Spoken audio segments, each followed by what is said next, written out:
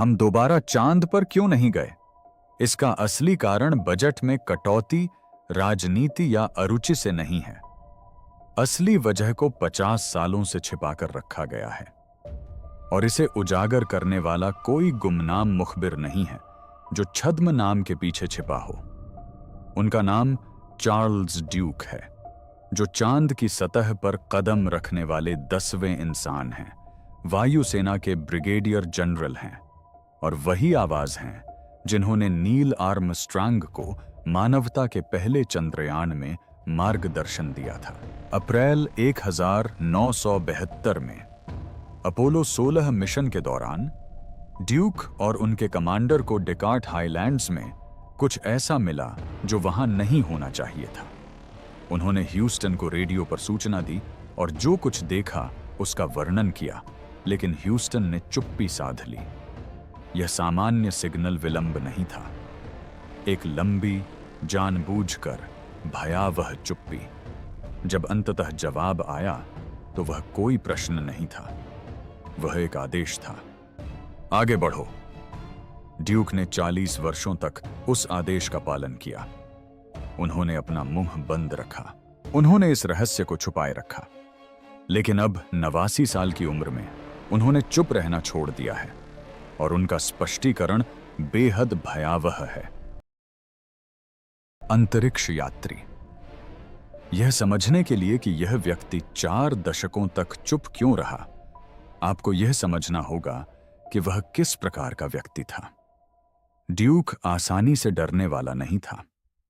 वह 1966 में नासा में शामिल हुआ और तुरंत ही पूरे कार्यक्रम में सबसे तेज, सबसे दृढ़ निश्चयी पायलटों में से एक के रूप में पहचाना गया।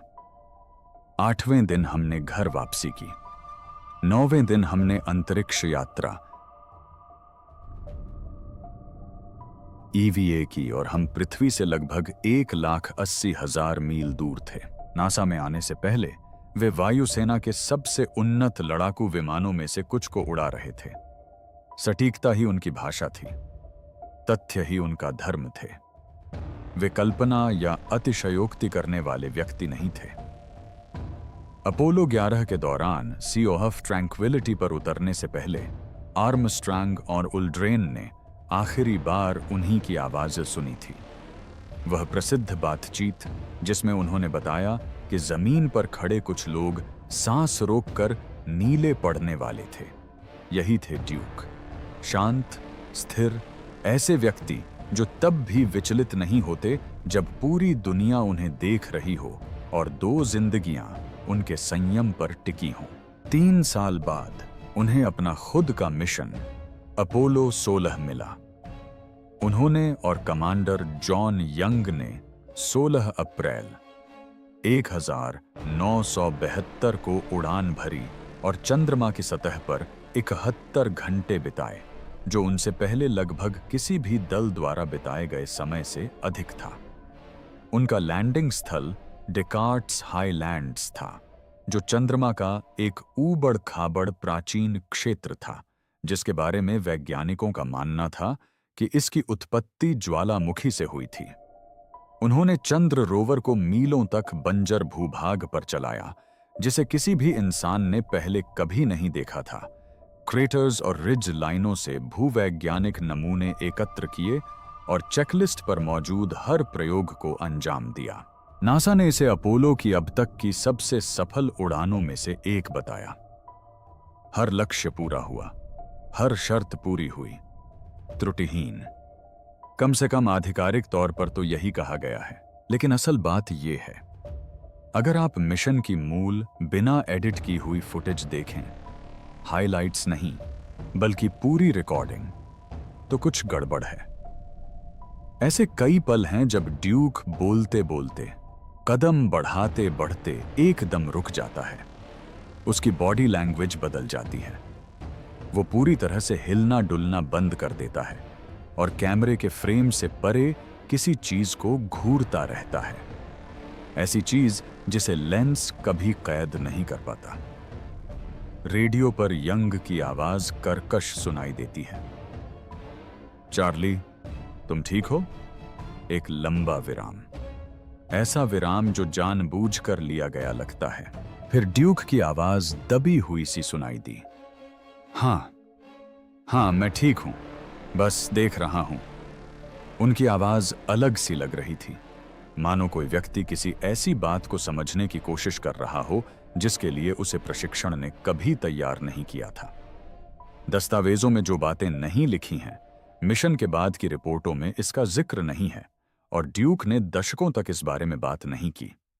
लेकिन जब उन्होंने आखिरकार 2015 के आसपास सार्वजनिक रूप से बोलना शुरू किया, तो उन्होंने जो बताया उसने न केवल नासा की आधिकारिक कहानी को चुनौती दी, बल्कि उसे पूरी तरह से ध्वस्त कर दिया। विसंगतियों में सबसे पहली चीज प्रकाश थी। चांद पर सूरज की रोशनी बिल्कुल सफेद होनी चाहिए। वहां वायुमंडल नहीं है, इसलिए रोशनी का बिखराव नहीं होता। यह तो भौतिकी का सर्वमान्य नियम है। लेकिन ड्यूक ने बताया कि कभी-कभी उन्हें ऐसे रंग दिखाई देते थे जिनका वहां होना नामुमकिन था। नीले, बैंगनी रंग। ये न तो उपकरणों या विजर से परावर्तन थे, बल्कि रोशनी ही रंगीन थी। वह नजर हटाते, फिर वापस देखते, और हर बार रोशनी अलग होती। एक ऐसी दुनिया में जहां कुछ भी नहीं बदलना चाहिए, वहां कुछ अजीब सा हो रहा था।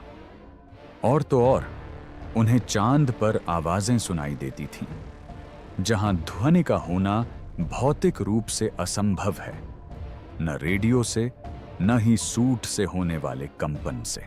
स्वर, आवृत्तियां, कभी सामंजस्यपूर्ण, लगभग संगीतमय, कभी बेमेल और बेहद बेचैन करने वाली।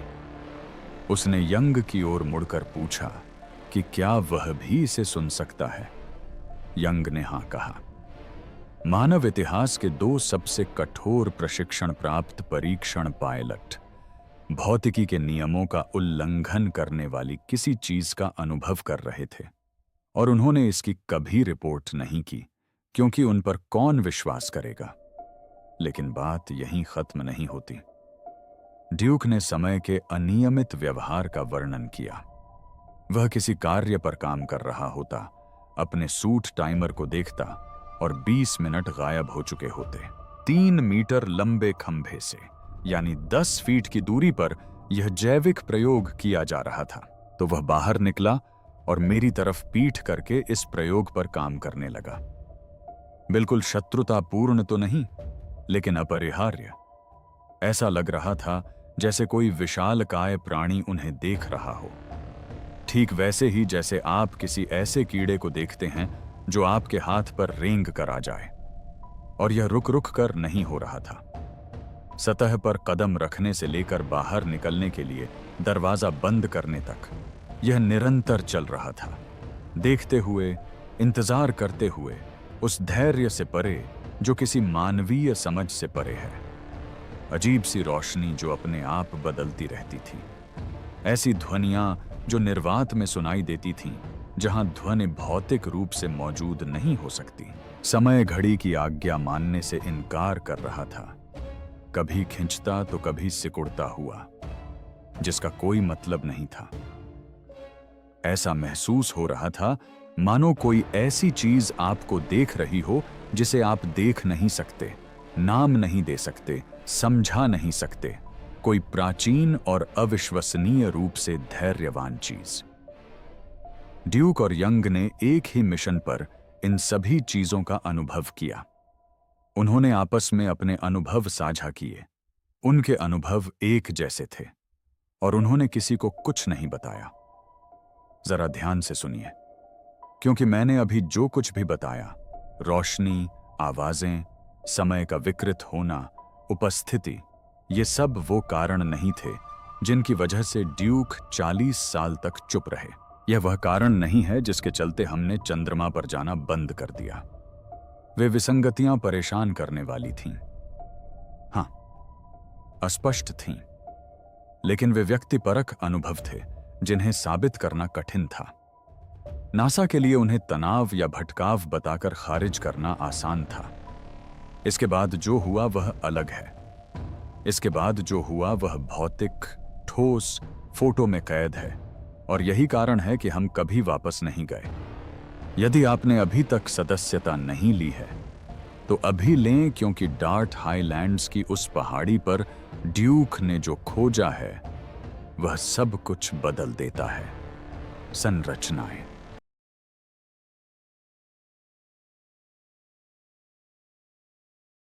ड्यूक और यंग चंद्र मॉड्यूल से 6 किलोमीटर दूर थे, एक ऐसी पहाड़ी के दूसरी ओर जहां ऊपर आकाश में पृथ्वी का नामो निशान भी नहीं था। बस वे दोनों, रोवर और एक अंतहीन धूसर वीरान आसमान जो एक तीखे क्षितिज तक फैला हुआ था। उन्हें भूवैज्ञानिक नमूने एकत्र करने थे। यह एक नियमित काम था, व्यवस्थित, यहां तक कि चंद्रमा पर चलने के हिसाब से भी उबाऊ। मानक, ऐसा काम जो आप बिना सोचे समझे करते हैं जबकि आपका मन कहीं और भटकता रहता है। तभी ड्यूक ने क्षितिज की ओर देखा और सब कुछ बदल गया। आकृतियों में कुछ गड़बड़ थी। चंद्रमा पर सब कुछ अनियमित होता है। अरबों वर्षों के उल्कापिंडों के टकराने से बिखरे गड्ढे, चट्टानें और मलबा। किसी भी चीज के किनारे साफ नहीं है, कुछ भी नियमित नहीं है। लेकिन ड्यूक ने क्षितिज पर जो देखा, उसके किनारे थे ज्यामिति थी। रेखाएं इतनी सीधी थीं, कोण इतने एक समान थे, इतने सुनियोजित थे कि वे प्राकृतिक नहीं लग रहे थे। उसने यंग को इसके बारे में बताया। यंग ने तुरंत रोवर रोक दिया। उसने भी इसे देखा था। वे धीरे धीरे करीब गए। रोवर से उड़ती हुई बारीक भूरी धूल हवा में लटक रही थी, फिर पाउडर की तरह जम गई। दोनों में से किसी ने कुछ नहीं कहा। रेडियो चालू था, लेकिन शांत था। बस हल्की हल्की आवाज आ रही थी। और जैसे जैसे वे दूरी कम करते गए, आकृतियां कुछ ऐसी चीज में तब्दील होती गईं जिसे देखकर ड्यूक का पेट में अजीब सा महसूस हुआ। एक ऐसी चीज जिसने प्रशिक्षण के हर घंटे, हर जानकारी और चंद्रमा के बारे में हर धारणा को पूरी तरह से बेमानी बना दिया। एक दीवार या नींव, कोणीय, चंद्र धूल की मोटी परत से ढके पत्थरों से बनी, लेकिन स्पष्ट रूप से निर्मित। उल्कापिंडों के प्रभाव से तराशी हुई नहीं, भूविज्ञान द्वारा आकारित नहीं, और न ही किसी ऐसी प्राकृतिक प्रक्रिया का परिणाम जिसके बारे में उन्हें कभी जानकारी दी गई थी। किसी बुद्धिमान और उद्देश्यपूर्ण प्राणी द्वारा जानबूझकर निर्मित।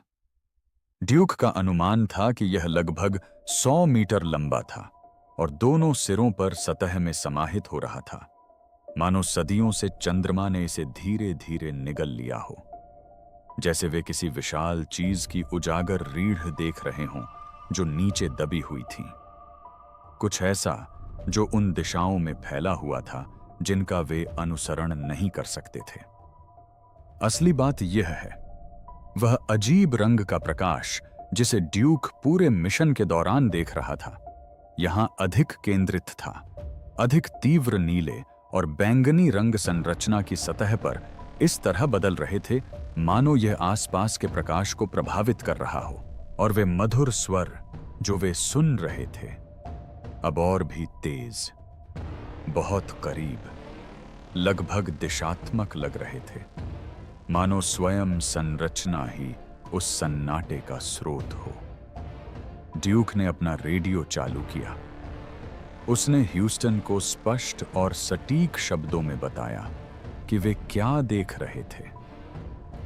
ज्यामितीय संरचना अप्राकृतिक, निर्मित प्रतीत होती है, लगभग 100 मीटर लंबी, मार्गदर्शन मांग रही है, और फिर कुछ नहीं। सन्नाटा, सामान्य 1.3 सेकंड का सिग्नल विलंब नहीं। बाद में ड्यूक ने कहा, यह सहज प्रवृत्ति बन जाती है, मिसिसिपी की एक प्रतिक्रिया, यही लय है। लेकिन यह सन्नाटा 2 सेकंड, 5 सेकंड, 10 सेकंड तक खिंचता चला गया। ड्यूक और यंग ने एक दूसरे को देखा। ड्यूक ने फिर पुकारा, ह्यूस्टन, क्या तुम सुन रहे हो? कोई जवाब नहीं। 20 सेकंड, 30 सेकंड घंटों जैसे लग रहे थे। ड्यूक ने कहा कि वह हेलमेट के अंदर अपनी सांसें, सूट के ऑक्सीजन सिस्टम की सरसराहट और खुले चैनल की हल्की सी चटकने की आवाज सुन सकता था। इंतजार करते हुए उसने पीछे मुड़कर उस संरचना को देखा। वह अभी भी वहीं थी, अभी भी वास्तविक, अभी भी असंभव। और मिशन कंट्रोल से, जो धरती के सबसे बुद्धिमान इंजीनियरों से भरे कमरे से 2,40,000 मीटर दूर था और अपने मिशन की हर गतिविधि पर नजर रख रहा था। कोई आवाज नहीं आई। जरा सोचिए, यह कैसा अनुभव रहा होगा। 2 आदमी चांद पर बिल्कुल अकेले खड़े थे, ऐसी चीज को घूर रहे थे जिसका अस्तित्व ही नहीं होना चाहिए था, और उन्हें सुनने वाले एकमात्र लोग पूरी तरह से चुप थे। जब ह्यूस्टन ने आखिरकार जवाब दिया तो आवाज सपाट और नियंत्रित थी। न कोई जिज्ञासा, न कोई घबराहट, न कोई आगे के सवाल। अपोलो 16 योजनाबद्ध EVA नमूना संग्रह गतिविधियों को जारी रखें। बस इतना ही। 2 अंतरिक्ष यात्रियों द्वारा चंद्रमा पर कृत्रिम संरचनाओं की रिपोर्ट करने पर यही प्रतिक्रिया थी। न तो और अधिक जानकारी मांगी गई, न कोई उत्साह, न कोई हैरानी, बस आगे बढ़ने का एक ठंडा निर्देश, मानो उन्हें पहले से ही पता हो, मानो यह उनके लिए कोई नई बात ही ना हो। लेकिन ड्यूक और यंग आगे नहीं बढ़े, पूरी तरह से नहीं। उन्होंने तस्वीरें खींची, दर्जनों ब्लॉकों के क्लोजअप, क्षितिज के सामने संरचना को दिखाते हुए वाइड शॉट, ह्यूस्टन द्वारा आदेश दोहराने से पहले हर संभव कोण से संदर्भ तस्वीरें। ड्यूक ने कहा कि वे तस्वीरें एकदम स्पष्ट थीं। उन्होंने खुद शटर दबाया था। उन्हें पता है कि उस फिल्म में क्या था। वे तस्वीरें आज तक जारी नहीं की गईं, एक भी नहीं। ड्यूक ने वर्षों से नासा से उनके बारे में बार बार पूछा है। हर बार पूछने पर जवाब बदल जाता है। तकनीकी कारणों से गोपनीय, अभिलेखीय स्थानांतरण के दौरान खो गईं। सार्वजनिक रूप से जारी करने के लिए छवि की गुणवत्ता बहुत खराब है। ड्यूक की प्रतिक्रिया गुस्से से भरी हुई है। वह वहां मौजूद थे। उन्होंने खुद शटर दबाया था। उन्होंने दस्ताने पहने हाथों से कैमरा पकड़ा था, और उन्हें पूर्ण विश्वास है कि वे तस्वीरें कहीं किसी तिजोरी में रखी हैं, 50 वर्षों की संस्थागत चुप्पी के नीचे दबी हुई। लेकिन यहीं से मामला पेचीदा हो जाता है। इमारतें खुद भी सबसे ज्यादा परेशान करने वाली नहीं हैं, बल्कि उनकी उम्र है। 2019 में एक साक्षात्कारकर्ता ने ड्यूक से पूछा कि क्या इमारतें हाल की लगती हैं। ड्यूक ने धीरे से सिर हिलाया।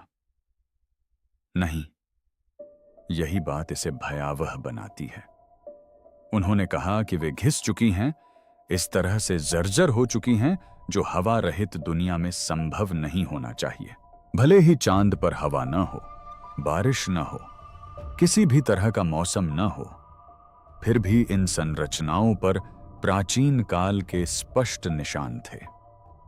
ये संरचनाएं सूक्ष्म उल्कापिंडों के गड्ढों से ढकी हुई थीं, जो अंतरिक्ष से लगातार लाखों वर्षों की बमबारी से ही बनते हैं, संभवतः करोड़ों वर्षों से। ये संरचनाएं मानव निर्मित किसी भी चीज से पहले की थीं। ड्यूक रुका। एक लंबा गहरा विराम। ये संरचनाएं मानव जाति से भी पहले की थीं। जिस भी बुद्धि ने इन दीवारों का निर्माण किया, जिन भी हाथों या औजारों ने इन शिलाओं को आकार दिया, उन्होंने यह सब हमारी प्रजाति के पृथ्वी पर अस्तित्व में आने से बहुत पहले किया था। इन्हें किसने बनाया? ड्यूक का जवाब लगभग फुसफुसाहट में था। मुझे नहीं पता, लेकिन हमारी प्रजाति के अस्तित्व में आने से बहुत पहले ही कोई न कोई या कुछ न कुछ चंद्रमा पर निर्माण कर रहा था, और नासा को यह पता है, और उन्होंने तय किया है कि जनता को यह नहीं पता चलना चाहिए। चंद्रमा पर प्राचीन संरचनाएं, जिनकी तस्वीरें ली गई हैं और जिनकी रिपोर्ट वास्तविक समय में दी जा रही है। और ह्यूस्टन की प्रतिक्रिया जानबूझकर चुप्पी थी, जिसके बाद आगे बढ़ने का आदेश दिया गया। लेकिन ड्यूक इस बोझ को उठाने वाले अकेले अपोलो अंतरिक्ष यात्री नहीं थे, और दशकों बाद दूसरों ने जो खुलासा किया, उससे उनके बयान को खारिज करना लगभग नामुमकिन हो जाता है। 2017 में अपोलो मिशन के बचे हुए चंद्रमा यात्रियों में से अधिकांश एक निजी पुनर्मिलन के लिए इकट्ठा हुए। जरा कल्पना कीजिए, एक शांत कमरा, बूढ़े सफेद बालों वाले धीमी गति से चलने वाले लोग, उनमें से अधिकांश 80 वर्ष से अधिक आयु के थे। एकमात्र जीवित इंसान जिन्होंने कभी किसी दूसरी दुनिया पर कदम रखा था। वे लोग जो कभी मानव इतिहास के सबसे साहसी खोजकर्ता थे, अब दशकों के बोझ तले दबे हुए इकट्ठा हुए थे।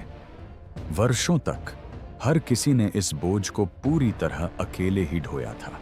वही सन्नाटा, वही अनुत्तरित प्रश्न जिन्होंने उन्हें सुबह 3 बजे जगा दिया था।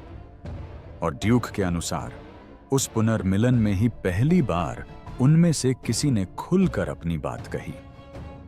ड्यूक ने कहा, हर किसी के अनुभव में कुछ न कुछ विसंगतियां थीं, अलग अलग बातें, अलग अलग मिशन, लेकिन किसी का भी अनुभव नासा द्वारा जनता को बताई गई बातों से मेल नहीं खाता था। और हम सभी जानते थे कि हम इस बारे में बात नहीं कर सकते। इसलिए नहीं कि नासा ने उन्हें स्पष्ट रूप से धमकी दी थी, बल्कि इसलिए कि कोई उन पर विश्वास ही नहीं करता। उन्हें सनकी, भ्रमित कहा जाता। तो वे चुप रहे। दशकों तक उनमें से हर एक चुप रहा, जब तक कि वे इतने बूढ़े नहीं हो गए कि उनके लिए सच्चाई से ज्यादा प्रतिष्ठा मायने नहीं रखती थी। और जरा सोचिए, ड्यूक ही एकमात्र ऐसा व्यक्ति नहीं था जिसने अंततः सार्वजनिक रूप से अपनी चुप्पी तोड़ी। बज एल्ड्रिन, चंद्रमा पर कदम रखने वाले दूसरे इंसान, एक ऐसा व्यक्ति जिसका नाम अपोलो कार्यक्रम का पर्याय बन गया है। बाद के साक्षात्कारों में एल्ड्रिन की आंखें कहीं और खो जातीं, उनकी आवाज संयमित और सतर्क हो जाती जब वे मंगल ग्रह के चंद्रमाओं में से एक फोबोस पर स्थित एक विशालकाय वस्तु का वर्णन करते। उन्होंने टाल मटोल नहीं किया, उन्होंने इसे हंसी में नहीं उड़ाया या अटकलबाजी नहीं माना। उन्होंने सीधे कैमरे की ओर देखा और कहा कि इसकी तुरंत और गंभीरता से जांच होनी चाहिए।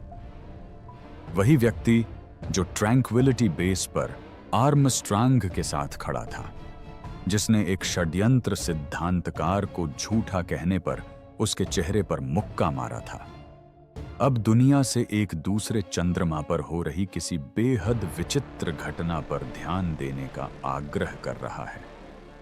Edgar Mitchell, Apollo 14। उन्होंने फरवरी 1971 में चंद्रमा की सतह पर कदम रखा और एक मौलिक रूप से बदले हुए इंसान बनकर लौटे। अपने जीवन के अंतिम वर्षों में मिशेल साक्षात्कारों में आगे झुकते, स्थिर स्वर में, अटूट विश्वास से भरी आंखों से स्पष्ट रूप से कहते कि अलौकिक बुद्धि का अस्तित्व है और सरकारें जानती हैं कि इसके प्रमाण दशकों से पुख्ता हैं। साक्षात्कारकर्ताओं ने इसे नरम करने की कोशिश की, उन्हें आसानी से बात खत्म करने के अवसर दिए। मिशेल ने कभी ऐसा नहीं किया। वे बस अपनी बात दोहराते रहे, हर बार और शांत और दृढ़, मानो उन्होंने उस सच्चाई को स्वीकार कर लिया हो जिसके लिए दुनिया तैयार नहीं थी। ओल्वेरेन, अपोलो 15 मिशन पर थे। उन्होंने चंद्रमा की परिक्रमा की, जबकि उनके साथी चालक दल के सदस्य नीचे की सतह का अन्वेषण कर रहे थे। एक साक्षात्कार में वार्डन आराम से बैठे, हाथ बांधे और स्पष्ट रूप से कहा कि उनका मानना है कि मनुष्य उन प्राणियों से उत्पन्न हुए हैं जो कहीं और से आए थे, पृथ्वी से नहीं। साक्षात्कारकर्ता घबराकर हंस पड़ा। वार्डन ने पलक भी नहीं झपकाई। अब आती है वो बात जिस पर कोई चर्चा नहीं करता। ये लोग अपने तहखाने में बैठकर षड्यंत्र सिद्धांत लिखने वाले नहीं थे। ये सम्मानित सैन्य अधिकारी और पीएचडी स्तर के वैज्ञानिक थे। हजारों उम्मीदवारों में से चुने गए उन पुरुषों को अब तक के सबसे जटिल और खतरनाक मिशनों का जिम्मा सौंपा गया था। ऐसे पुरुष जिनके पास सच बोलने पर सब कुछ खोने का खतरा था। और अपने अंतिम वर्षों में नासा की संस्थागत पकड़ से मुक्त होकर उन सभी ने एक ही बात कही: आधिकारिक कहानी खतरनाक रूप से अधूरी है। अगर किसी एक अंतरिक्ष यात्री ने कहा कि चंद्रमा पर कुछ अजीब हुआ था, तो आप इसे नजरअंदाज कर सकते थे। तनाव, उम्र। लेकिन जब कई चंद्रमा यात्रियों ने अलग अलग मिशनों और दशकों में स्वतंत्र रूप से उन असामान्यताओं का वर्णन किया जिन्हें नासा ने कभी स्वीकार नहीं किया, तो यह भ्रम नहीं है, यह एक पैटर्न है। और पैटर्न के लिए स्पष्टीकरण की आवश्यकता होती है। और यही हमें उस सवाल पर लाता है जिसकी ओर यह पूरा वीडियो बढ़ रहा है, जिसका जवाब ड्यूक ने आखिरकार 2023 में दिया। असली वजह कि हम कभी वापस क्यों नहीं गए। असली वजह कि किसी ने ड्यूक से सीधे सीधे सवाल क्यों पूछा, बिना किसी सावधानी के, बिना किसी टाल मटोल के। क्या कोई पर्दाफाश है? आप देख सकते थे कि वह हर शब्द को तौल रहे थे। उन्होंने कहा, साजिश के अर्थ में नहीं, यह अंधेरे कमरों में छिपे रहस्यमय लोगों का मामला नहीं है। यह संस्थागत गतिरोध है। नासा के पास कई मिशनों से प्राप्त डेटा, तस्वीरें और अवलोकन हैं जो यह संकेत देते हैं कि चंद्रमा निर्जीव चट्टान की कहानी से कहीं अधिक विचित्र है। लेकिन इसे सार्वजनिक करने से ब्रह्मांड में हमारे स्थान और क्या हम अकेले हैं, इस बारे में लोगों की मान्यताओं को मौलिक रूप से चुनौती मिलेगी। एक लंबा सन्नाटा छा गया, इसलिए वे इसे वर्षों तक दबाए रखते हैं। यह दुर्भावना नहीं है, यह कायरता है। लेकिन असल बात यह है कि यह असली जवाब नहीं था। यह तो सिर्फ भूमिका थी, क्योंकि फिर ड्यूक ने वह बात कही जिसने अंततः 50 वर्षों की चुप्पी का कारण बताया। मानवता ने इतिहास की सबसे बड़ी खोज उपलब्धि से मुंह मोड़ लिया है और अब 50 साल बीत चुके हैं। एक बार जब आप यह सुन लेते हैं तो अपोलो कार्यक्रम के रद्द होने का कारण एक अलग ही अर्थ में समझ में आने लगता है।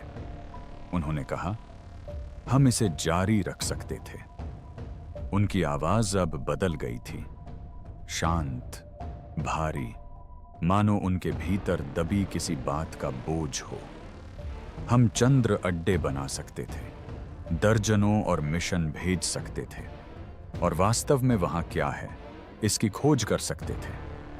तकनीक मौजूद थी, क्षमता मौजूद थी और इच्छा शक्ति भी थी। कम से कम उन अंतरिक्ष यात्रियों और इंजीनियरों में तो थी ही जिन्होंने इस कार्यक्रम को अपनी रगों में बसाया था। वह रुका, अपने हाथों की ओर देखा, लेकिन हम रुक गए। दिसंबर 1972 में अपोलो 17 के बाद हम 50 वर्षों तक मुश्किल से ही वापस गए। मानव अन्वेषण में यह सबसे असाधारण छलांग थी और हम बस पीछे हट गए। क्यों? आधिकारिक कारण बजट की कमी है, कांग्रेस द्वारा धन में कटौती, वियतनाम युद्ध, वाटरगेट कांड, ये सब ऊपरी तौर पर सच लगते हैं। उसने अपना सिर हिलाया। लेकिन असली कारण, जिसे कोई खुलकर नहीं कहता, वह यह है कि निर्णय लेने वाले लोगों को एहसास हुआ कि चंद्रमा ने ऐसे सवाल खड़े कर दिए हैं जिनका वे जवाब नहीं दे सकते। सवाल उठ रहे थे कि हमसे पहले यहां कौन था, उन संरचनाओं का क्या अर्थ है, क्या हम अकेले हैं या क्या हम कभी अकेले थे। वह आगे झुका, आंखें गड़ाए हुए। जो कुछ सामने आ रहा था उसका सामना करने से बेहतर था कि हम आगे न बढ़ सकें। जरा इस बात को समझो, इसे गहराई से महसूस करो। एक ऐसे व्यक्ति के अनुसार जिसने स्वयं चंद्रमा पर कदम रखा, जिसने अपने दस्ताने पहने हाथों से उसकी प्राचीन सतह को छुआ, जिसने अपने कैमरे से संरचनाओं की तस्वीरें खींची और उन्हें ह्यूस्टन को तुरंत रिपोर्ट किया। हमने पैसों की कमी के कारण खोजबीन बंद नहीं की, हमारी रुचि कम नहीं हुई, हम अन्य प्राथमिकताओं में नहीं उलझे। हमें वहां कुछ ऐसा मिला जिसका सामना करने के लिए हम तैयार नहीं थे, कुछ ऐसा जिसने मानव इतिहास और ब्रह्मांड में हमारे स्थान के बारे में हमारी सभी मान्यताओं को चुनौती दी। और 50 साल बाद भी हम अभी भी तैयार नहीं हैं। गवाही: चार्ल्स ड्यूक 89 वर्ष के हैं। उन्होंने एक परिपूर्ण जीवन जिया है, परिवार का पालन पोषण किया है और अपने देश की ऐसी सेवा की है जिसकी अधिकांश लोग कल्पना भी नहीं कर सकते। और अब अपने जीवन के अंतिम वर्षों में वे अपना बचा हुआ समय कुछ ऐसा करने में बिता रहे हैं जो दशकों पहले करने पर उनके करियर, उनकी प्रतिष्ठा और उनकी विरासत को नष्ट कर देता। वे दुनिया को बता रहे हैं कि वास्तव में वहां क्या हुआ था। उन्होंने हाल ही में कहा, मैं चांद पर चला था। कोई नाटकीयता नहीं, कोई आत्मदया नहीं, बस एक ऐसा व्यक्ति जो तथ्यों को उस शांत निश्चितता के साथ बता रहा है जिसके पास खोने के लिए कुछ नहीं बचा है और बचाने के लिए भी कुछ नहीं। मैंने ऐसी चीजें देखी जो किसी भी आधिकारिक रिपोर्ट में नहीं हैं। मैंने उन चीजों की रिपोर्ट की जिन्हें नजरअंदाज कर दिया गया था। मैंने कुछ तस्वीरें लीं जो गायब हो गईं, और मैं आपको यह इसलिए बता रहा हूं क्योंकि आपको जानने का हक है। कोई बनावटी संस्करण नहीं, कोई ऐसा संस्करण नहीं जो सबको तसल्ली देने के लिए बनाया गया हो। असली संस्करण, ये संरचनाएं आज भी वही हैं जब आप इसे देख रहे हैं, डेकार्ट हाईलैंड्स में, जहां वे लाखों वर्षों से हैं, खामोश। नासा द्वारा दफनाई गई तस्वीरें अभी भी किसी अभिलेखागार में हैं। अपोलो अंतरिक्ष यात्रियों ने उस निजी मिलन में जो सवाल फुसफुसाए थे, उनका जवाब आज तक नहीं मिला है। और अब आधी सदी की चुप्पी के बाद उन मात्र 12 मनुष्यों में से एक, जिन्होंने कभी किसी दूसरी दुनिया पर कदम रखा था, हमसे ध्यान देने की मांग कर रहा है। इतिहास ड्यूक को सही साबित करेगा या गलत, यह तो आने वाले समय में ही पता चलेगा। लेकिन उनकी गवाही कई असहज सवाल खड़े करती है। अगर वे गलत हैं, तो उनके बयान अन्य अपोलो अंतरिक्ष यात्रियों द्वारा अलग अलग मिशनों और दशकों में स्वतंत्र रूप से दिए गए बयानों से मेल क्यों खाते हैं? अगर वे सही हैं, तो इसका क्या मतलब है कि हम 50 वर्षों से चंद्रमा पर प्राचीन संरचनाओं के बारे में जानते हैं और हमने कुछ भी नहीं किया। ड्यूक 40 वर्षों तक चुप रहे। अब वो बोल रहा है, और असली सवाल ये नहीं है कि आप उस पर विश्वास करते हैं या नहीं।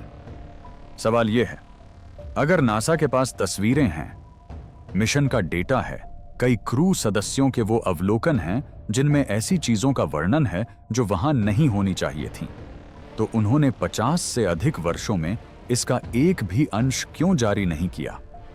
वे अब भी हमसे क्या छिपा रहे हैं? और जब हमें आखिरकार पता चलेगा, तो वे किस बात से डरते हैं कि हम क्या करेंगे? अपना जवाब कमेंट में दें और सब्सक्राइब करें, क्योंकि अपोलो मिशन नासा द्वारा आपको बताए जाने वाले रहस्यों से कहीं अधिक रहस्य पीछे छोड़ गए हैं। हम अभी इस कहानी की शुरुआत ही कर रहे हैं। चांद कभी खाली नहीं था और सच्चाई अभी भी वहीं ऊपर इंतजार कर रही है।